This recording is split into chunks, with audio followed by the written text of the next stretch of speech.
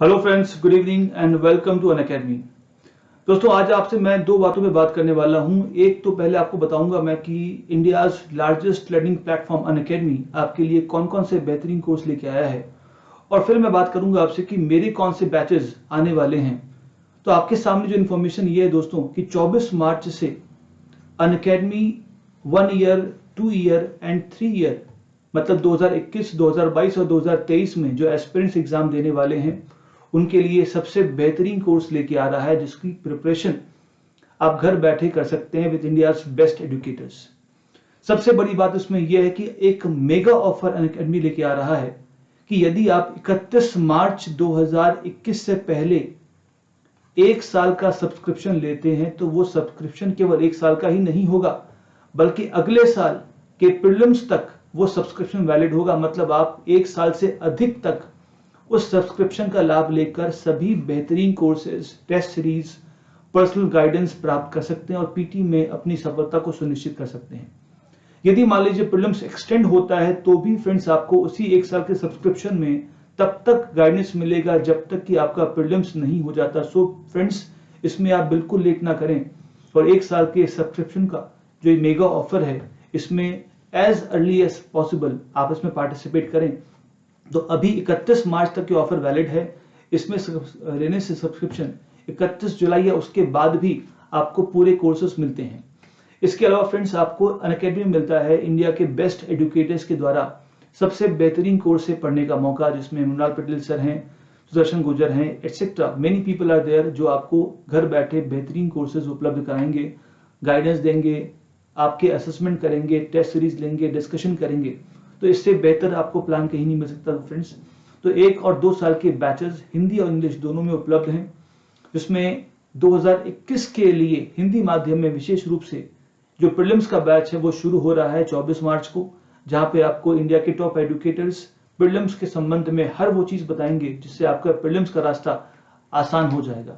इसी प्रकार से यदि आपका प्लान फाउंडेशन करने का है, एनसीईआरटी करने का है, तो एनसीईआरटी के बैचेस भी 24 मार्च से शुरू होते हैं, जहां पर पूरे एनसीईआरटी कवरेज मिलती है आपको with live classes from the top educators. Friends, Unacademy का सबसे बेहतरीन पार्ट है अनअकैडमी का आइकॉनिक। यहाँ पर आपको एक सब्सक्रिप्शन में personal guidance, study planner, study material, expert guidelines, test analysis, structured courses, live classes, weekly tests and unlimited access मिलता है। इस आइकॉनिक से आपको वो हर चीज मिलती है जो आपको यूपीएससी की प्रिपरेशन घर बैठे कराएगी और आपको सबसे बेहतरीन जो अध्ययन सामग्री उपलब्ध कराएगी। तो फ्रेंड्स, इसमें आप जरूर भाग लें और इसके लिए आप अनअकैडमी के वेबसाइट पे जाकर, ऐप पे जाकर प्लान्स को चूज कर सकते हैं और सबसे बेहतरीन प्लान को लेकर अपनी सफलता को सुनिश्चित कर सकते हैं। अब दोस्तों, मैं बात करूंगा कि हमारा या मेरा पर्टिकुलरली एक बैच शुरू हो रहा है जिसके बारे में आपको अब मैं जानकारी देने वाला हूं।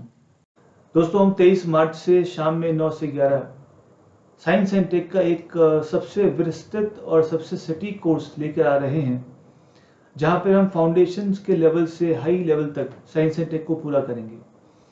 उसी दिशा में आज एक वीडियो आपसे मैं शेयर करना चाहूंगा और हम बात इसमें करने वाले हैं कि अंतर्राष्ट्रीय या जो ऑब्जर्वेटरीज होती हैं अंतरिक्ष में, उन ऑब्जर्वेटरीज का पर्पस क्या है, उनका मतलब क्या है।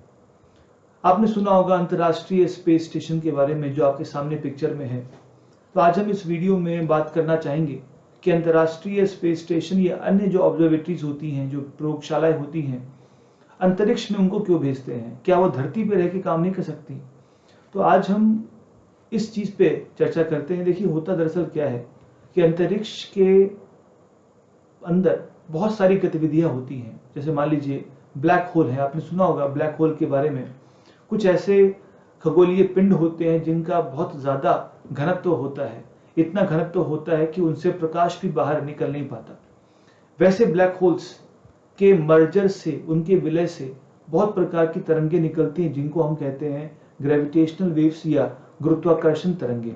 आपके सामने जो पिक्चर है वो इसी प्रकार के एक ब्लैक होल का है, जहां से प्रकाश भी बाहर निकल नहीं पाता।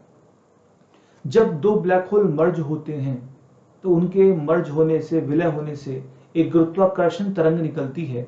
उस गुरुत्वाकर्षण तरंग को पहचानने के लिए हमें अंतरिक्ष में कुछ ऐसी प्रयोगशाला चाहिए होंगी, क्योंकि धरती के अपने वायुमंडल से, धरती के अपने चुंबकीय क्षेत्र से हो सकता है कि वो तरंगे धरती तक ठीक से नहीं पहुंचे और हम जो शोध करना चाहते हैं वो शोध हम ना कर पाए। इसीलिए वैज्ञानिकों ने अक्रॉस द अलग डिफरेंट कंट्रीज, इंडिया हो, चाहे वो चाइना हो, यूएसए हो, यूरोप हो, रशिया हो, कनाडा हो, इन सभी ने अपने अपने स्तरों पर प्रयोगशालाएं बना रखी हैं, टेलीस्कोप छोड़ रखे हैं, ताकि वो अंतरिक्ष में होने वाले ऐसी घटनाओं से उत्पन्न होने वाली जो आवृत्ति है, फ्रीक्वेंसीज हैं, उसका पता करके हमें बता सकें कि एक्चुअल में स्पेस में क्या हो रहा है। और स्पेस में क्या हो रहा है इसका पता करना जरूरी इसलिए है कि उससे धरती पे होने वाले जो प्रभाव हैं उसका पता चलता है। उससे पता चलता है कि क्या किसी और सूर्य के चारों ओर क्या और भी ग्रह मंडरा रहे हैं, क्या उनके ऊपर भी जीवन संभव है। अगर आप देखें पिछले कुछ दिनों में अमेरिका ने या अन्य देशों ने मंगल के यान लॉन्च किए हैं, मंगल तक जाने की बात की है, मंगल तक पहुंच गए हैं। तो मंगल जाने का पर्पस अल्टीमेटली क्या होगा? मंगल तक जाने के लिए या मंगल जाने का पर्पस ये रहेगा कि मंगल पर जीवन की खोज करना, मंगल पर जल की खोज करना, या मंगल में फ्यूचर में क्या धरती से एक जो लोग हैं उनका कोई एक ग्रुप मंगल जाके बस सकता है। इन सभी चीजों पर जो शोध है उसको करने के लिए हमें अलग अलग लेबोरेटरीज की आवश्यकता होती है और सारी की सारी तरंगे धरती तक नहीं आती, या जो आती हैं उनमें वो प्रिसीजन नहीं होता। इन कारणों से दरअसल हमें अंतर्राष्ट्रीय टेलीस्कोप्स की आवश्यकता होती है। आपके सामने है एक हब्बल स्पेस टेलीस्कोप। 1990 के दशक में यूएस ने इस टेलीस्कोप को लॉन्च किया था और इस टेलीस्कोप का जो पर्पस था, आप देखें, अगर हम इसको वैसे देखें कि ये जो टेलीस्कोप है इसका एक बहुत बड़ा मिरर है। इस मिरर से दूर दराज अंतरिक्ष में होने वाली घटनाओं से उत्पन्न होने वाली जो किरणें हैं, रेडियो सिग्नल्स हैं या एक्सरे वेव्स हैं या अन्य तरंगे हैं, उनका पता करके क्या हो रहा होगा, वो गैलेक्सीज, वो ब्लैक होल्स कितनी दूर होंगी इत्यादि का पता लगता है।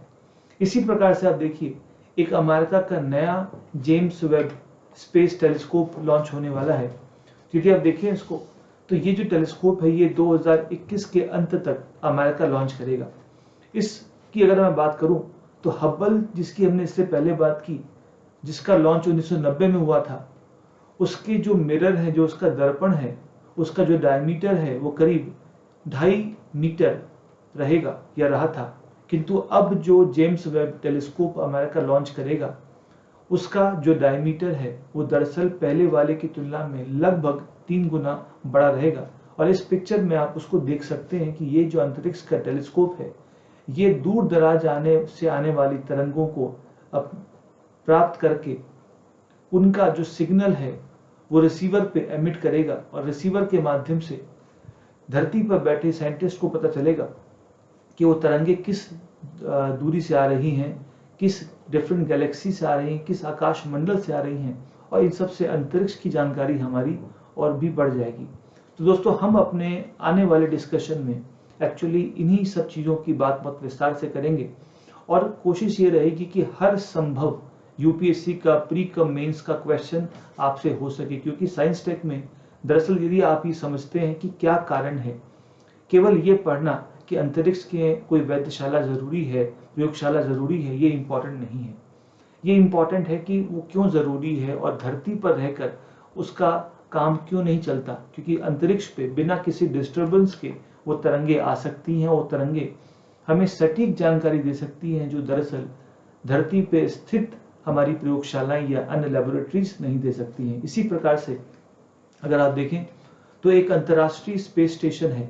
आपको जान के हैरानी होगी कि ये जो प्रयोगशाला है, वैधशाला है, ये धरती के चारों ओर चक्कर लगाते हुए जो हमारे अंतरिक्ष यात्री हैं उनके एक घर के रूप में कार्य करता है। आप इस बात को जान के हैरान होंगे कि धरती से लगभग 400 किलोमीटर की औसत ऊंचाई पर ये धरती की परिक्रमा करता है और 28,000 किलोमीटर प्रति घंटे की रफ्तार से धरती का चक्कर लगाते हुए ये हर 90 मिनट में पृथ्वी की परिक्रमा को पूरी करता है। तो इसका पर्पस क्या रहेगा, इन सभी बातों को हम विस्तार से जानेंगे हमारे साइंस एंड टेक के फाउंडेशन बैच जो 23 मार्च से शाम में 9 से 11 शुरू हो रहा है। आप सभी से ये अनुरोध है कि आप उसमें भाग लें ताकि साइंस एंड टेक के सारे बेसिक से लेकर टॉप कंसेप्ट्स कवर हो सकें, क्योंकि उसमें हम बहुत बेसिक से अपने साइंस के, फिजिक्स के, केमिस्ट्री के, बायो के बेसिक्स को देखते हुए इस ऊंचाई तक जाएंगे कि हम सभी डेवलपमेंट को समझ सकें। Thank you.